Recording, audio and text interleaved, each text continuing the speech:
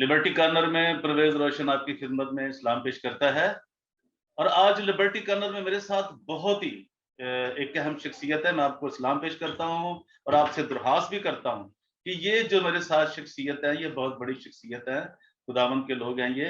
यानी वो हर खुदा का हर शख्स जिसको खुदा ने बनाया है, वो अहम ही होता है।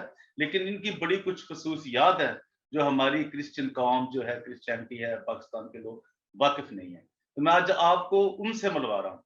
तो इससे पहले हम आगे बढ़े, मैं आपसे दरख्वास्त करता हूँ कि मेरे चैनल डीजीए BKK 2020 को, जो कि यूट्यूब चैनल है, अगर अभी तक आपने उसको सब्सक्राइब नहीं किया, लाइक नहीं किया, शेयर नहीं किया, तो मेरी आपसे दरख्वास्त है कि उसे सब्सक्राइब करें, लाइक करें और शेयर करें।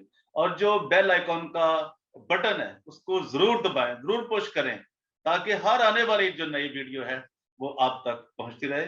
तो आज की जो मेरी शख्सियत है, मेरे साथ हैं, वो बहुत ही, उनका तल्लुक पाकिस्तान से है। तो आप जब जानेंगे, उनसे मिलेंगे, तो बहुत सी बातों की वो आज इंकिशाफात करेंगे। तो मेरे साथ हैं जनाबे सरफराज एंड्रयू साहब। जनाबे सरफराज एंड्रयू साहब जी, हम वेलकम करते हैं जनाबे सरफराज एंड्रयू साहब को। हमारे बहुत ही मोहतरम दोस्त हैं और हम उनको खुशामदीद कहते हैं, वेलकम करते हैं कि वो हमारे प्रोग्राम में तशरीफ लाए। तो हम इनसे जानेंगे बहुत सी ऐसे, आज हम इनसे मालूमात जानेंगे, इंकशाफात भी जानेंगे कि क्या मुल्क के अंदर, पाकिस्तान के अंदर जो मिनॉरिटीज के मसाइल हैं वो कितने गंभीर होते जा रहे हैं। तो जी जनाब सरफराज एंड्रयू साहब, हम आपको खुशामदीद कहते हैं, एक बार फिर आपका स्वागत करते हैं, वेलकम करते हैं। तो मैं चाहूंगा कि सबसे पहले आप हमें अपना इंट्रो जो है, आपका जो इंट्रोडक्शन है, वो खुद करवाएं, ताकि मुझसे कोई कोताही, कोई गलती ना हो जाए। जनाब सरफराज एंड्रयू साहब। परवेज रोशन साहब, मैं आपको आपका शुक्रिया अदा करता हूं कि आपने मुझे ये मौका दिया है। मैं as a president of the minorities of the foreign affair all body of the religious minority in Pakistan की खिदमत सर अंजाम दे रहा हूं जी। और पाकिस्तान के अंदर जो अकलियतों के मसाइल हैं जी। वो किसी भी कोई भी सियासी पार्टी इन मसाइल को हल नहीं करती, जी। क्योंकि जो अंदर सीटों पर बैठते हैं, सेलेक्ट होके आते हैं MNA MPs, वो गवर्नमेंट से बात नहीं कर सकते, अपना लोया मनवा नहीं सकते। अगर ये इलेक्टेड हों तो ये फिर अपनी बात कर सकते हैं, सिलेक्टेड हों तो फिर ये बात नहीं कर सकते।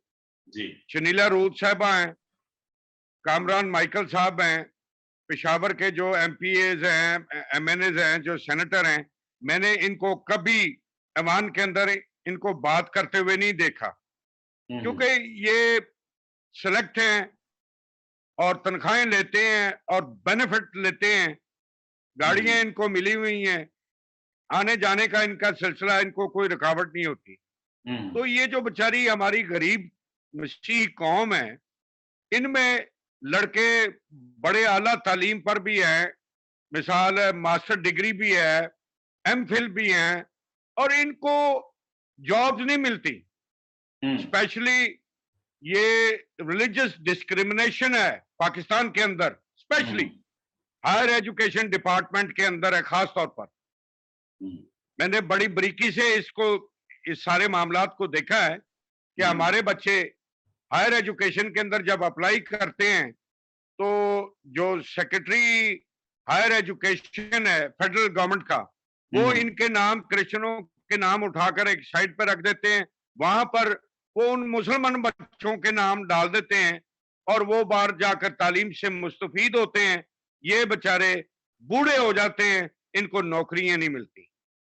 ये बहुत बड़ा एक अलमिया है और मुझे अफसोस होता है MPAs, MNAs और पार्लियामेंटेरियंस के ऊपर जो क्रिश्चियन है, क्योंकि ये अपनी बात को मनवा नहीं सकते और ना ही इनमें इतनी जुर्रत है कि ये किसी फेडरल सेक्रेटरी, जो वफाकी सेक्रेटरी है, उसकी आंखों में आंखें डाल के बात करें और अपने हक की बात ये कर सके, क्योंकि इनको ये डर रहता है कि हम कहीं डी सीट ना हो जाएं, हमें कोई पार्टी से ना निकाल दे।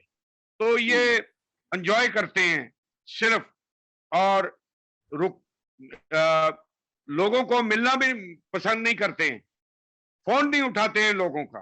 तो जब ये फोन नहीं उठाएंगे, लोगों के मसाइल को हल नहीं करेंगे, तो ये क्या करेंगे? ये सिर्फ इंटरनेशनल कम्युनिटी को खुश करने के लिए गवर्नमेंट ने इनको ये सीट्स दी हैं। वो ऊपर बता देते हैं कि जी हमने आपके पार्लियामेंटेरियंस को ये रखा हुआ है और ये बड़ा इनाम है, इनको तो घर चले जाना चाहिए। वाह, क्योंकि कामरान माइकल साहब शेखुपुरे में जिस जगह मैं बैठा हुआ हूँ, ब्रदरन चर्च में 3-4 दफा आए। जी, मैं ये चर्च बनवा देता हूँ, मेरा ये सब कुछ मैं करता हूँ, मगर कुछ नहीं किया। ये एक नौकरी नहीं लेके दे सकते। क्या इनके बारे में हम सोचेंगे? ये क्या हमारी किस्मत का फैसला करेंगे?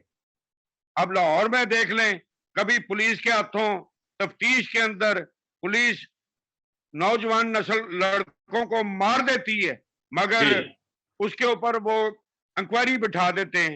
इंक्वायरी के अंदर वो अपने बंदे को, जो पुलिस वाला था, उसको बरी कर देते हैं। जी, तो ये, मेरी उम्र 60 साल हो गई है, जी, मैं 60 साल से रिलीजियस डिस्क्रिमिनेशन को फेस कर रहा हूं। ना मुझे नौकरी मिली और ना मेरे बच्चों को नौकरी मिली। हम अप्लाई करते हैं, वो क्रिश्चियन समझ के फाइल को नुक्कड़ लगा देते हैं। जिस मिनिस्टर का, मुसलमान मिनिस्टर का टेलीफोन जाए, वो उस बंदे को वो सिलेक्ट करते हैं, क्रिश्चियनों को सिलेक्ट नहीं करते। हाँ, ये यूसीएच हॉस्पिटल की तरफ भी मैं आता हूं। इस दायरे को मैंने नहीं, यूसीएच के मतलब थोड़ा सा ये थोड़ा सा मैं आपसे ये सवाल थोड़ा सा, ताकि एक और फिर बात शुरू हो जाएगी, तो मैं ये चाहूंगा, आपसे पूछना चाहूंगा आपकी इस मौजूदगी से ये फायदा लेते हुए कि यूसीएच की तरक्की के लिए, उसको ठीक करने के लिए, जो उसकी हालत इतनी खतरनाक हो चुकी थी, उसमें आपका किरदार क्या है? ये सवाल आपसे बंद होता है तो फिर मुझे ज्यादा लोग समझ पाएंगे कि आप यूसीएचओ के United Christian Hospital Gulberg 3 Lahore में वाक़ है। जिनको नहीं पता, मैं उनको बताना चाहता हूँ ताकि उनको पता चल जाए कि United Christian Hospital Gulberg 3 Lahore Pakistan, उसकी आप बात कर रहे हैं। तो जी अभी बताइए, आपने उसके लिए क्या काम किया? जी सरफराज एंड्रयू साहब। मेरे एक दोस्त हैं जी, पीर मोहम्मद अशरफ रसूल एमपीए फरोज वाला जी, वो उस वक्त शहबाज शरीफ की गवर्नमेंट थी, शहबाज शरीफ साहब चीफ मिनिस्टर थे जी, तो मैंने शाह साहब से ये दरखास्त की, मैं और शाह साहब विजिट करने के लिए यूसीएच के। जी, तो मैंने कहा शाह जी, इनको पानी की बड़ी तकलीफ है। जी, उन्होंने मियां शहबाज शरीफ से 1,16,00,000 रुपए का कोटा मंजूर कराया और पीर साहब ने अपने कोटे से जी, ये ट्यूबवेल लगा के दिया, जो सीमेंट कंपनी का ट्यूबवेल है। गुड। उसके बाद मैंने एक मीटिंग अरेंज की, जनरल आसिफ गफूर साहब उस वक्त DGISPR थे। जी, तो उस वक्त कोई डेलीगेशन मेरे साथ गया, मगर उन्होंने मुझे एक सवाल किया कि आप क्या चाहते हैं इस हॉस्पिटल के लिए मैं करूं। मैं कहा जी, इसके लिए इसकी 4 दीवारी, 137 कनाल की 4 दीवारी अफवाज पाकिस्तान ने बना कर दी। जी, इन्होंने 3 साल 4 साल तक उनकी नेम प्लेट्स नहीं लगाई। जी, ये इनका फेलियर है। ठीक है। फिर मैंने उस दौरान मैंने यूरोपीय यूनियन के एम्बेसडर को, जॉन फ्रांसिस्को को मैंने बुलाया और वो विजिट करने के लिए आया। उस वक्त जनरल आसिफ गफूर साहब से जब मैं मुलाकात करने के लिए GHQ गया, जी, तो जनरल साहब ने कहा कि मैं इस इदारे के लिए क्या कर सकता हूं। मैं कहा जी, सिक्योरिटी रिस्क है, इसकी 4 दीवारी आप कर दें। और वो 137 कनाल की जो 4 दीवारी मैंने ये कर दी। जी, उसके बाद ये फौज का बहुत बड़ा कलीदी किरदार है जी यूसीएच के साथ। गुड। ये 1947 से बना, ये 4 दीवारी नहीं करा सकते थे रोशन साहब। वाह वाह, ये ऐसे बातें करते रहते हैं, ये बड़े बड़े जो वहां की लीडरशिप है, ये विक्टर जराया, ये मजीद एबल और ये सारे जो हाँ लोग जी। हैं, वहाँ का जो एडमिनिस्ट्रेटर है, क्या उसका नाम है, भट्टी टाइप कोई, वो, तो क्या इनकी सूरत-ए-हाल है? अगर ये इतनी एक ये चारदीवारी भी नहीं करा सके इतने सालों में, जब से यूसीएच बना है। 1962 से ये चल रहा है सिलसिला। जी। जी, उसके बाद मैंने जब जैन फ्रांसिस्को को ईमेल की, तो वो मेरी रिक्वेस्ट पे यूसीएच के दौरे पे आया। जी। उस वक़्त विक्टर अज़राया साहब जो थे, ये हुँ, चेयरमैन थे। जी। उसने कहा कि what can I do for that hospital? तो मैंने हुँ, उसको कहा कि इसको जो है इक्विपमेंट्स अगर दे दें, क्योंकि बाहर के मुल्कों में हर 3 साल बाद जो मशीनरी जो है, वो उखेड़ के दी जाती है और नई मशीनरी उसकी जगह लगा दी जाती है। जी। इनको ये पुरानी मशीनरी इनको दे दें। वो हुँ, इस बात पर एग्री हो गया। उसने जर्मन एम्बेसडर को भी मुलाकात की, मुझे भी बुलाया। वहाँ पर मुलाकात हुई एम्बेसी में, तो उन्होंने कहा कि वी आर एग्री। हुँ। तो इन्होंने मुझे बाईपास करने के बाद, अच्छा। इन्होंने जो विक्टर अज़राया के साहबजादे हैं, हुँ, हुँ। डॉक्टर डॉक्टर हैं वो, हुँ, उन्होंने हुँ। डायरेक्टली ईमेल शुरू कर दी उनसे। हमरा ख्याल मुझे एम्बेसडर ने अगर पूछा। आपने नाम भूल गए हैं, तो उनका नाम साइमन है, मेरे ख्याल में, अगर आपको। हाँ जी, डॉक्टर जी। साइमन अज़राया साहब ने डायरेक्ट ईमेल की कि हुँ, जी मैं इसका हेल्थ कोऑर्डिनेटर हूँ और हुँ। ये आप मुझसे राब्ता करें। ठीक है। एम्बेसडर जैन फ्रांसिस्को साहब ने जब ये बात सुनी, तो उन्होंने उसकी ईमेल का जवाब नहीं दिया। मुझे गुड। उन्होंने टेलीफ़ोन करके मुझसे पूछा कि ये जो डॉक्टर साइमन अज़राया साहब है, हू इज़ दैट? मैं कहा मैं हुँ, नहीं इसको जानता, मुझे नहीं हुँ। इसका पता। तो कहने लगा, ये तो विज़िट मैंने आपके कहने पर किया है, ना तो मैंने चेयरमैन यूसीएच के कहने पे किया है, ना मैंने किसी बोर्ड के कहने पे किया है। ये आपने मुझे बुलाया, मैं आया हूँ, लिहाज़ा अब क्या चाहते हैं? मैंने बोला जी, इसकी फंडिंग जो है इसकी स्टॉप कर दें। ठीक है। तो ये इस अदारे की ये हालत है कि इसके लिए मैं बहुत कुछ करना चाह रहा था, हुँ, मगर इन्होंने भी मेरी टाँगें खींच दी, हुँ। मुझे नज़रअंदाज कर दिया, जिसका जी, मुझे दिली तौर पर बड़ा धचका और सदमा पहुँचा मुझे। जी, मैं 5 साल हो गए, 3-4 साल, 5 साल हो गए, मैंने कभी अब दोबारा यूसीएच में कदम नहीं रखा। जी। मुझे एडमिनिस्ट्रेटर साहब का 2-3 दफ़ा टेलीफ़ोन आया है कि हुँ, आप सरफराज भाई आप आते नहीं हैं। मैं कहा यार मेरा स्केड्यूल बड़ा बिज़ी है, हुँ। मैं इस वक़्त मैं नहीं आ सकता। मेरा जी। दिल टूट गया है। मेरी हुँ, 5 बेटी हैं, 1 बेटा है। 1 जी। बेटी की डेथ हो गई है मेरी। हुँ, हुँ। इन्होंने मेरे बच्चों के बारे में नहीं सोचा जी, कि इस बंदे ने इतना बड़ा काम किया है, इतना बड़ा कुछ किया है। ये जितने भी हमारे मिशनरी हैं, जी। बड़े मिशनरीज़, हुँ, मैं इनको नंगे लफ्ज़ों में कहूँगा these are the black mamba. हुँ। ये काले अजदहा हैं। ये बेनिफिट्स लेते हैं रिलीजियस मज़हब के नाम पर, डुअल नेशनलिटीज़ हैं इनके नाम पर, जी, आते जाते हैं। कौम की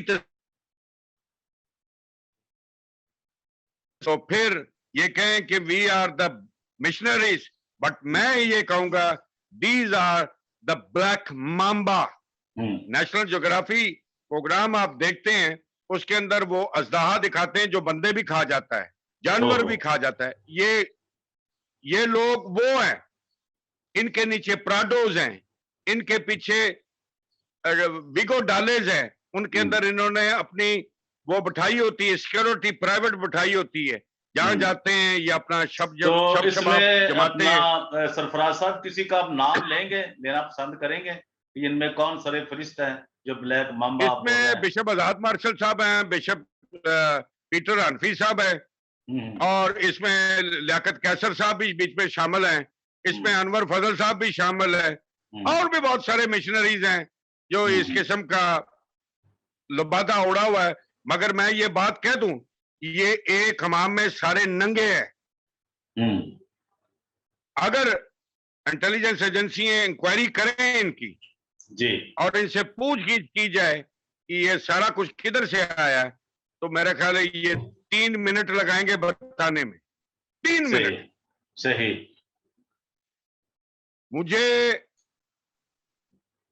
इनकी इस सोच पर अफसोस है कि जो बंदा सोशल वेलफेयर वर्क करता है उसको ये पीछे हटा देते हैं और उसका नाम लेना पसंद नहीं करते। मैंने जी आपको ये नेम प्लेटें भेजी हैं जी यूसीएच के लिए, जो मैंने कलीदी किरदार अदा किया है उसके अंदर सही मैंने ये आपको प्लेटें भेजी हैं।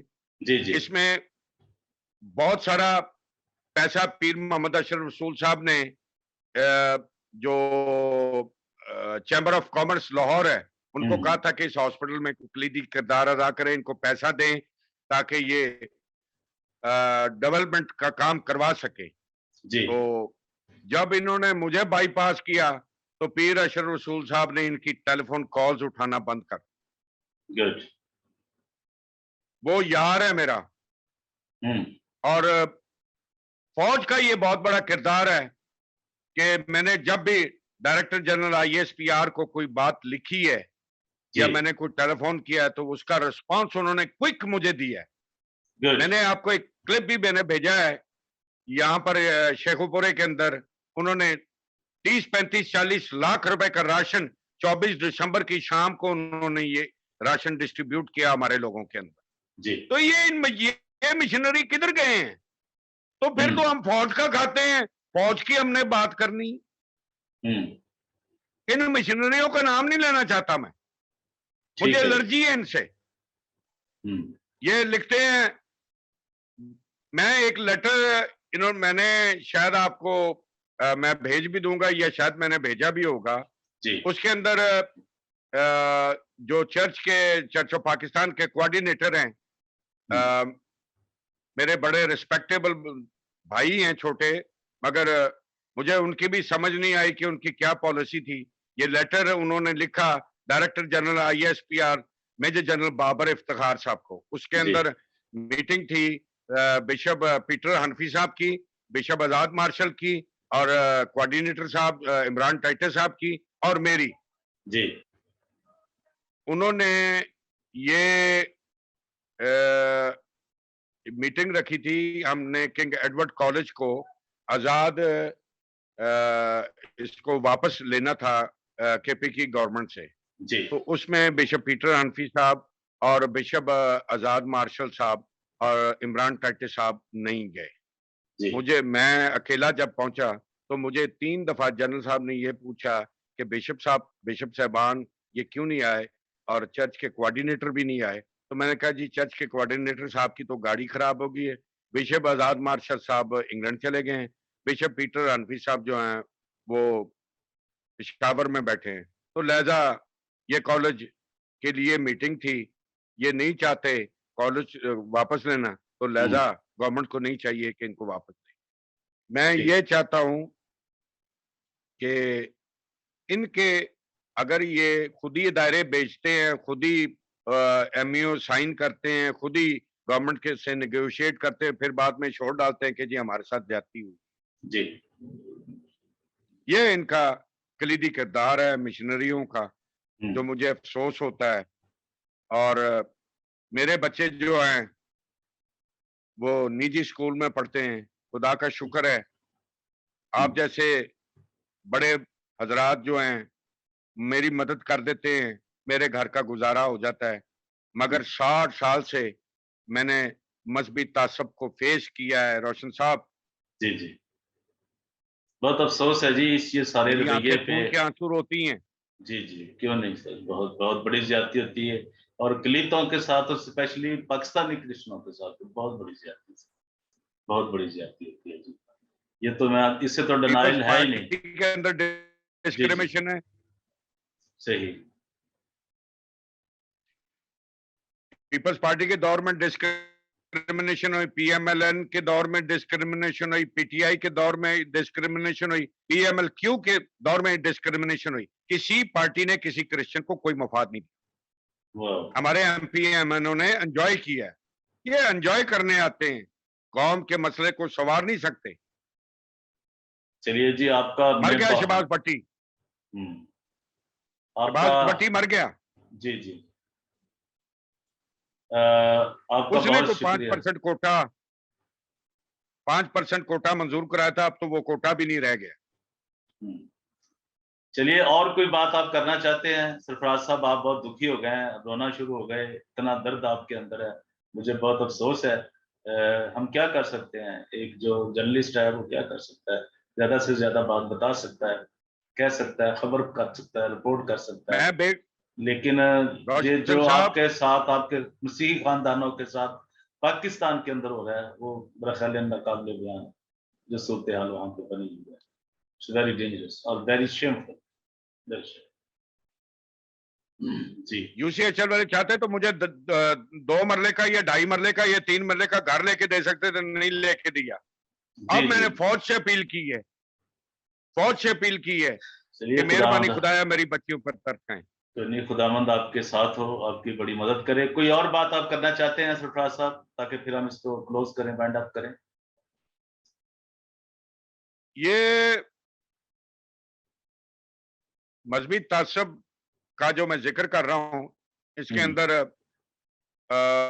हमारे बड़े नौजवान बच्चे जो हैं, हुँ, वो एमफिल किया हुआ है, पीएचडी की हुई है, बीएससी की हुई है, बड़े बच्चे हैं, उनको मुलाजमत नहीं मिलती, मुझे रोना आता है। जी, जी, तो अब मेरी एक मुलाकात है डायरेक्टर जनरल आईएसपीआर से, जी। और मैं ये वहां पर अपना रोना जरूर सुनाऊंगा कि मेहरबानी करके हायर एजुकेशन के अंदर हमारे बच्चों को और हमारी बच्चियों को कोटा दिया जाए, ताकि हमारे बच्चे फॉरेन कंट्रीज के जाकर अपनी तालीम हासिल करें हुँ, और मुल्क और कौम की तरक्की करें। मैं शुक्रगुजार हूं अफवाज पाकिस्तान का, और हुँ, खास तौर पर सियासी लीडरों का नहीं, अफवाज पाकिस्तान और मिशनरियों का भी शुक्रगुजार नहीं हूं, हुँ, अफवाज पाकिस्तान का शुक्रगुजार हूं, जो हमतन मेरी बात को सुनते हैं और मेरे लोगों की मदद भी करते हैं, और मेरी उन तक आवाज जब पहुंचती है तो उस उनके अदारे के लोग भी मेरे पास यहाँ पर तशरीफ लाते हैं। जी, कभी कोई एजेंसीज के आदमी भी आ जाते हैं मिलने के लिए। जी, जी। मुझे लोगों ने पूछा कि आपने ये प्रॉपर्टी क्यों नहीं बनाई, घर क्यों नहीं बनाया? मेरा घर किराए का है। मैंने कहा कि जी मैंने कोई हेरा फेरी नहीं की है। हुँ, मेरा असासा, मेरी 4 बेटी हैं, 1 बेटा, 1 बीवी और 1 मैं। ये मेरा कुल असासा है पाकिस्तान के अंदर। हुँ, खुदा इन मिशनरियों को अकल और दानाई दे, इन सियासतदानों को भी अकल और दानाई दे, ताकि ये कौम के लिए कुछ कर सकें।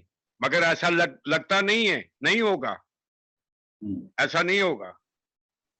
मैं आपका भी रोशन साहब शुक्रगुजार हूँ कि आपने मुझे ऑनलाइन लिया और जी, ये मसाइल आपने सुने। मैं ये जो हमारी क्रिश्चियन बच्ची हैं, फोर्सबली कन्वर्सेशन है, इस पे भी मुझे तशवीश है। बड़ी हुँ, गहरी नज़र रखता हूँ मैं, जी, जी, बड़ी गहरी नज़र रखता हूँ। ऐसा नहीं होना चाहिए। कोई ऐसा कानून बन जाए कि ना कोई मुसलमान किसी क्रिश्चियन बच्ची को लेके जा सके, ना कोई क्रिश्चियन बच्चा किसी मुसलमान बच्ची को ले जा सके। ये जी, कानून होना चाहिए कि मजहबी तब्दीली नहीं होनी चाहिए, जी। चलिए जी, मजहबी तब्दीली नहीं होनी चाहिए। Thank you very much. Liberty corner में आज के लिए इतना ही। हमें बहुत दुखी कर दिया सरफराज एंड्रयू साहब ने, लेकिन हमारा मकसद आप तक आवाज पहुंचाना है, जो हम पहुंचा रहे हैं। तो मेरी आपसे दरख्वास्त है, अभी तक जो भूल गए हैं, जो मेरे नए आए हैं चैनल पे, मैं उनसे गुजारिश करता हूं कि वो मेरे चैनल को डीजीए BKK 2020 को जरूर सब्सक्राइब करें, लाइक करें, शेयर करें और अपने कमेंट्स दें कि किस हद तक अब जो बात की है सरफराज एंड्रयू साहब ने, किस हद तक सच कही है। अपना थोड़ा सा टाइम जरूर निकालें और अपनी राय दीजिए कि जो उन्होंने बात की है, जो मजहबी लीडर हैं पाकिस्तान के, उनको किस तरह उन्होंने ब्लैक मांबा बोला है, कितना एक बड़ा खौफनाक लफ्ज बोला है। तो मैं ये समझता हूँ वो कितने दुखी होंगे और कितनी उनके दिल में दर्द है मसीही कौम के लिए। तो आज के लिए इतना ही। खुदावंद आप सबके साथ हो। Thank you very much Sarfaraz Andrew साहब। God bless you. Thank you very much. Thank you very much, sir. God bless you too, sir. God bless you too. Thank you very much, sir.